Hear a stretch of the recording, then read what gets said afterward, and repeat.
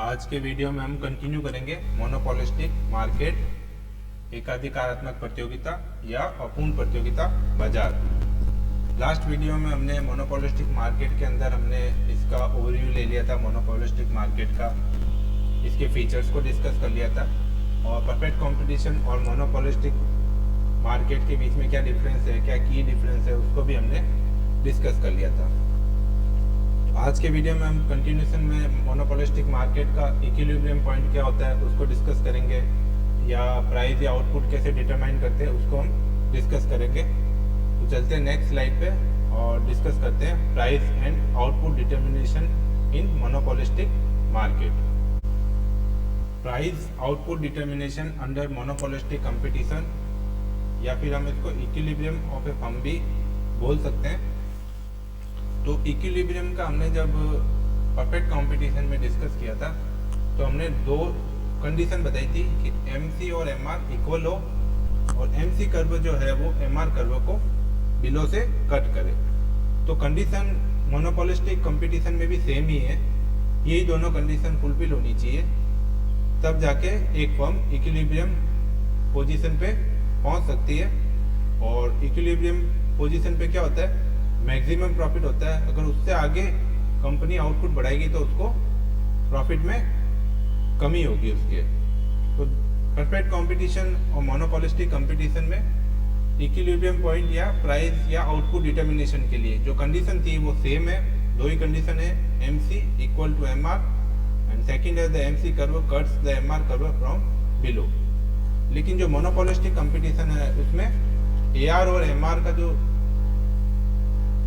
Slope होता है वो डिफरेंट होता है। परफेक्ट कंपटीशन में तो क्या होता है, हॉरिजॉन्टल होता है। AR और MR प्राइस सब हॉरिजॉन्टल होता है OX एक्सिस पे, लेकिन इसके अंदर AR और MR इक्वल नहीं होता है मोनोपोलिस्टिक कंपटीशन के अंदर। इसमें दोनों का डाउनवर्ड स्लोपिंग होता है, क्योंकि इसमें प्राइस को कम कंट्रोल करने का पावर किसके पास होता है, सेलर के पास होता है। इस वजह से इसका डाउनवर्ड स्लोप होता है। हम इसको रीड कर लेते हैं, फिर और आगे डिस्कस करेंगे, डायग्राम को भी डिस्कस करेंगे। In monopolistic competition, since the product is differentiated between firms, each firms does not have a perfectly elastic demand for its product. In such a market, all firms determine the price of their own product. Therefore, it faces a downward sloping demand curve. Overall, we can say that the elasticity of demand increases as the differentiation between product decreases. तो इसके अंदर क्या होता है, price जो होती है वो इंडस्ट्री से नहीं आती है, फर्म अपनी प्राइस को खुद फिक्स करती है। इसलिए इसका क्या होता है, अगर इसको ज़्यादा प्रोडक्ट सेल करना होता है तो थोड़ा प्राइस में कमी करनी होती है। इस वजह से AR और MR कर्व है, एवरेज रेवेन्यू और मार्जिनल रेवेन्यू के कर्व डाउनवर्ड स्लोपिंग में होता है। और इस पैराग्राफ में जो लास्ट लाइन लिखी है, क्या लिखा है, elasticity of demand increase as the differentiation between product decrease. तो क्या होगा, जैसे ही प्रोडक्ट आइडेंटिकल होंगे, मतलब उनमें डिफरेंट कम होगा, उनके बीच में डिफरेंस कम होगा, तो क्या होगा, लोगों के लिए क्लोज सब्स्टिट्यूट हो जाएंगे और ज्यादा क्लोज हो जाएंगे। फिर क्या होगा, अगर डिफरेंस कम होगा तो लोग क्या होगा, आसानी से एक कमोडिटी से दूसरी कमोडिटी पे स्विच कर सकते हैं। अगर लक्स और है ना डव सोप है, या फिर लक्स या विवेल हो गया, इन दोनों की अगर फीचर्स एकदम सेम है, ये दोनों कहते हैं कि हमारा जो साबुन है उससे स्किन फेयर होती है, तो दोनों का जो क्लेम कर रहे हैं वो दोनों एक ही चीज को क्लेम कर रहे हैं कि हमारे सोप से अगर नहाया जाए तो दोनों से हमारी स्किन को क्या होगी, फेयर होगी। तो इन दोनों के फीचर सेम है, दोनों सोप्स नहाने के लिए काम आ रही है, तो क्या होगा, बिल्कुल इनके बीच डिफरेंस बहुत कम होगा।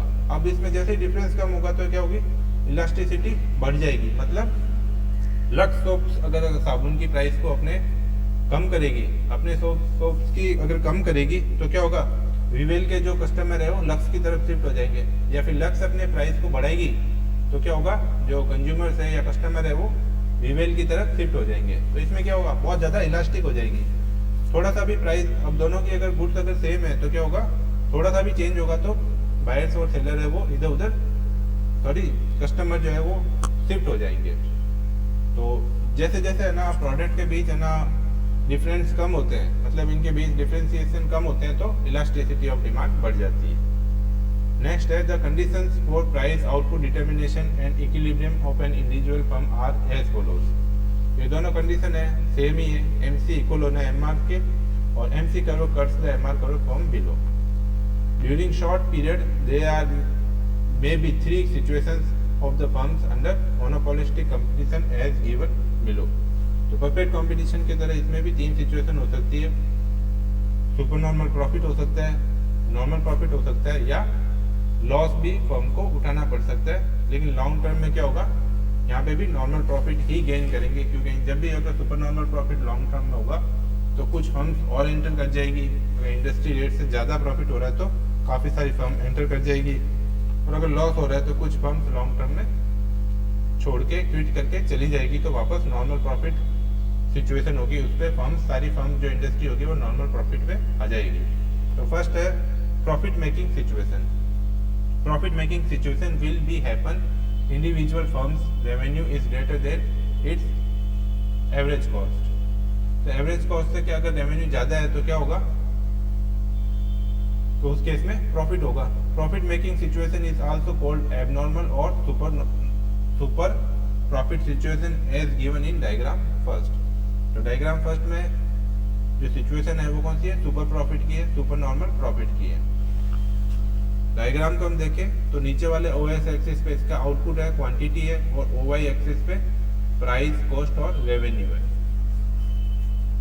तो प्राइस इसकी क्या है, OP प्राइस है, OP प्राइस है, OP प्राइस है, लेकिन इसकी AR और MR डिफरेंट है परफेक्ट कंपटीशन से, क्योंकि इसके अंदर क्या होता है, डाउनवर्ड स्लोपिंग होती है, क्योंकि जैसे जैसे अपने प्रोडक्ट की सेल बनानी होती है तो उसको प्राइस कम करनी होती है। इस वजह से क्या होता है, एवरेज प्राइस नीचे की तरफ जाती जाती है। जैसे जैसे उसको क्वांटिटी ज़्यादा बनानी है उसको प्राइस, तो लॉ ऑफ डिमांड इसमें एप्लीकेबल होना शुरू हो जाता है। प्राइस डाउन तो सेल इंक्रीजेज। तो इसमें क्या होता है, सीधा रिलेशनशिप होता है।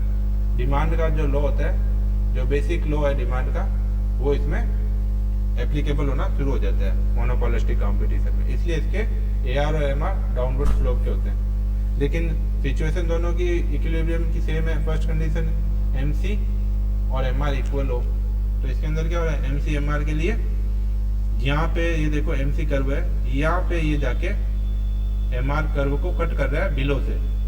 कट तो यहाँ पे भी कर रहा है, लेकिन यहाँ पे भी इक्वल हो रहा है, लेकिन ये बिलो से कट नहीं कर रहा है, ये अबव से कट कर रहा है। तो यहाँ पे बिलो से कट कर रहा है, हमारा आउटपुट डिटर्मिनेशन हो जाएगा, प्राइस भी डिटर्मिनेशन हो जाएगी। तो ये आउटपुट और प्राइस आउटपुट और प्राइस डिटर्मिनेशन हो गया। फिर उसके बाद क्या होगा, AC कर्व को हम डाल देंगे। अब AC कर्व क्या है, एवरेज रेवेन्यू से कम है, तो हमारे ये क्या होगा, TS प्रॉफिट हो जाएगा। एवरेज रेवेन्यू तो ऊपर है और एवरेज कॉस्ट का कर्व है वो नीचे है, तो ये जो हमारा होगा PSLT जो हो जाएगा हमारा, PTSL क्या हो जाएगा, हमारा प्रॉफिट हो जाएगा, सुपर नॉर्मल प्रॉफिट हो जाएगा। ये इसको डायग्राम के बारे में लिखा, price, cost and revenue are shown on OY axis while output on OX axis. The point of equilibrium is E, where marginal cost is equal to marginal revenue. MC बराबर MR of the firm. पहली condition हो गई। The price is OP, output is OQ. The average profit AR is TS. The total profit is PLST. तो ये total profit हो गया PLST, super normal profit हो गया। सेकेंड मार्केट सिचुएशन है, नॉर्मल प्रॉफिट की है। ये शॉर्ट टर्म के अंदर हम डिस्कस कर रहे हैं, क्योंकि शॉर्ट टर्म के अंदर क्या होता है, एंट्री और एग्जिट नहीं होता है। जो फर्म जितनी होती है उतनी काम कर रही रहती है, क्योंकि शॉर्ट टर्म का पीरियड छोटा होता है। उसमें क्या होता है, फर्म एग्जिट और एंटर नहीं कर पाती है। तो जितनी जो होती है उसी से डिमांड सप्लाई डिसाइड होता है, और उसमें क्या हो सकता है, सप्लाई ज़्यादा हो, कम हो या नॉर्मल हो, उसी के हिसाब से प्रॉफिट कंडीशन रहती है। When the firm's average revenue is equal to average cost, the situation is called normal profit. It can be seen from the following diagram. तो इसके अंदर क्या है, वही है, MC MR को बिलो से कट करें, यहाँ पे कट कर दिए तो क्या हो जाएगा, आउटपुट डिसाइड हो जाएगा और ये प्राइस डिसाइड हो जाएगी P। अब इसमें क्या है, एवरेज कॉस्ट जो है वो एवरेज रेवेन्यू के बिल्कुल इक्वल है। तो इस केस में क्या होगा, कोई सुपर नॉर्मल प्रॉफिट नहीं होगा, जो इंडस्ट्री में प्रॉफिट रेट है उसी रेट से प्रॉफिट होगा और कोई लॉस भी नहीं होगा। In the diagram, output is shown on OX axis, price, cost and revenue are shown on OY axis. The point of equilibrium is E, where the firm marginal cost is equal to marginal revenue. MC equal to MR. Price is PQ and output is OQ at P the average revenue is equal to average cost, hence the firms earning normal profit only. The next situation है वो loss making situation है. Situation ऐसी भी हो सकती है कि supply बहुत ज़्यादा है, उस वजह से क्या होता है प्राइस डिमांड सप्लाई की वजह से क्या होता है प्राइस बहुत ज़्यादा नीचे डिसाइड करनी पड़ती है फर्म्स को. तो उस केस में क्या होता है उसकी कॉस्ट से भी ज़्यादा नीचे अगर प्राइस चल जाती है, क्योंकि मार्केट में सेल ही नहीं है तो उसको प्राइस कम करनी पड़ती है. प्राइस डिसाइड करने का पावर तो होता है फर्म्स को, लेकिन जो प्राइस है उस पर कॉस्ट के बराबर जो प्राइस है उस पर मार्केट अवेलेबल ही नहीं होता, बायर्स या कस्टमर होते ही नहीं, क्योंकि सप्लाई बहुत ज़्यादा होती है, बहुत ज़्यादा फर्म हो. तो इस केस में क्या होगा उसको प्राइस अपनी सेल करने के लिए प्राइस कम करनी होगी और हो सकता है उसको लॉस में भी सेल करना पड़े शॉर्ट टर्म के लिए. Under monopolistic situation during short period, a firm will earn loss when its cost is greater than its revenue. तो क्या होगा कॉस्ट ज़्यादा और रेवेन्यू से तो लॉस होगा. It can be explained with the help of the diagram 3. तो इस डायग्राम में क्या है वैसे ही ये दो सिचुएशन MCMR को कट करे बिलो से, लेकिन इसमें क्या है एवरेज रेवेन्यू का तो क्या पॉइंट है T है और प्राइस तो OP है और कॉस्ट कितनी आ रही है OL आ रही है. यहाँ इसको टच कर रही है तो ये जो हो जाएगा PLST क्या हो जाएगा लॉस हो जाएगा फर्म को, क्योंकि यहाँ पे क्या एवरेज रेवेन्यू एवरेज कॉस्ट से कम है. तो price cost and revenue are shown on OY axis while output is shown on OY axis respectively. यहाँ पे थोड़ा गलत प्रिंट हो गया, यहाँ प्राइस कॉस्ट और रेवेन्यू तो OY एक्सिस पे है और आउटपुट जो है वो OX एक्सिस पे. तो यहाँ पे OX कर लेना आप, नोट बनाओ तब. The point of equilibrium is कौन सा हो जाएगा वही कंडीशन हो जाएगी MC equal to MR is P, price is OP and output is OQ, average losses AC minus AR is ST. ये हो गया ना, यहाँ पे AC ज़्यादा है AR से तो ST क्या होगा लॉस हो गया. एंड टोटल लॉस कितना हो गया LPTS, ये लॉस हो गया. Price and output determination during long period. तो लॉन्ग पीरियड में तो वही होता है परफेक्ट कंपटीशन की तरह, जो फर्म्स उस प्राइस पे सर्वाइव कर पाती है वो तो रुकती है और जो नहीं कर पाती है वो क्विट कर जाती है. तो लॉन्ग टर्म में क्या होता है या तो अगर सुपर नॉर्मल प्रॉफिट हो रहा होता है तो कुछ फर्म एंटर कर जाएगी, अगर लॉस हो रहा है तो कुछ फर्म क्विट कर जाएगी और जो प्रॉफिट है वो इंडस्ट्री का क्या होगा नॉर्मल इंडस्ट्री की जो प्रॉफिट रेट है उस पर आ जाएगा, नॉर्मल प्रॉफिट होगा. अब हम इसको रीड कर लेते हैं. Under monopolistic competition firms have freedom to enter और exit the industry. In the long run, if firms are earning profit, new firms are attracted and it will increase the output and consequently prices will fall, leading to conversion of profit making situation into normal profit situation. तो इसमें क्या होगा कुछ firm छोड़ के चली जाएगी या फिर कुछ फर्म आ जाएगी, जैसी भी सिचुएशन होगी. सुपर नॉर्मल प्रॉफिट होगा तो कुछ फर्म अट्रैक्ट हो जाएगी और अगर लॉस हो रहा है तो कुछ फर्म छोड़ के चली जाएगी. नेक्स्ट पैराग्राफ है contrary to its when firms are incurring loss during long period they will leave the industry. It will reduce the volume of output, price will increase and the loss making situation will be converted into normal profit. Thus the firm will earn normal profit only during long period. It can be seen from diagram 4. तो इसमें यही है कि normal profit ही earn करेगी. अगर ज़्यादा super normal profit होता है तो कुछ फर्म और एंटर हो जाती है और लॉस होता है तो कुछ क्विट करके चल जाती है और जो लास्ट में सिचुएशन लॉन्ग रन में आती है वो नॉर्मल प्रॉफिट की आती है. तो पहला जो पैराग्राफ है वो तो हमारे डायग्राम का डिस्क्रिप्शन लिखा हुआ है. डायग्राम के बारे में लिखा हुआ है price cost and revenue are show on OY axis and output on OX axis. Point of equilibrium MC equal to MR is E, price is PQ and output is OQ. At P point, average cost is equal to average revenue, AC equal to AR, hence the firm is earning normal profit only during long period. तो ये diagram के बारे में लिखा था जो हमने अभी डिस्कस किया था डायग्राम को. अब हम एक सिचुएशन और लेते हैं मोनोपोली के अंदर, सॉरी मोनोपोलिस्टिक कंपटीशन के अंदर, कि इसके अंदर क्या होता है फर्म कुछ एक्सेस कैपेसिटी रखती है, फुल्ली कैपेसिटी पे काम नहीं करती है, कुछ एक्सेस अपने पास रखती है, कुछ ना कुछ अपने पास कैपेसिटी रखती है. इसका रीजन ये है कि अगर वो फुल्ली कैपेसिटी पे काम करे और अपने आउटपुट को बढ़ाए, प्राइस कम करे, तो उस सिचुएशन में क्या होता है कि उसकी जो रेवेन्यू जो डाउन होती है प्राइस कम करने से वो ज़्यादा डाउन हो जाती है कंपेयर टू कॉस्ट। उसको क्या है, लार्ज स्केल पे प्रोडक्शन करने के जो बेनिफिट है उससे ज़्यादा क्या होता है, रेवेन्यू में नुकसान हो जाता है। तो इस केस में क्या होता है कि वो फुल्ली कैपेसिटी पे नहीं जाती है। अगर हम डायग्राम को ले तो देखें, इसके अंदर क्या है, P1 प्राइस पे इक्विलिब्रियम कहाँ पे है, ए पॉइंट पे है। ए पॉइंट पे एमआर को एमसी कर्व कर रही है, एलएमसी मतलब लॉन्ग मार्जिनल कॉस्ट है, कर्व है। एमआर को जब कट कर रही है तो ए क्या होगा, ए हो जाएगा, उसकी इक्विलिब्रियम कंडीशन हो जाएगी, क्योंकि वहाँ पे एलएससी उसको टच कर रही है और प्राइस डिसाइड हो जाएगी OP1 और क्वांटिटी होगी OQ1। लेकिन जब कंपनी या फर्म अपने ना कैपेसिटी को बढ़ाती है, मतलब फुल्ली कैपेसिटी की तरफ जाती है, तो उसको क्या करना होगा, उसको सेल करने के लिए, आउटपुट बढ़ाने के लिए प्राइस कम करना होगा। जब उसने प्राइस कम की है तो क्या हुआ, प्राइस जो थी एवरेज रेवेन्यू वो क्या होगा, डिमांड कर्व कॉस्ट के भी नीचे चला गया। तो ऐसी सिचुएशन में क्या होगा, वो फुल्ली कैपेसिटी की तरफ जाएगी तो उसके कॉस्ट ज़्यादा हो जाएगी रेवेन्यू से, उसको जो नॉर्मल प्रॉफिट मिल रहा है वो भी वो फर्म अर्न नहीं कर पाएगी।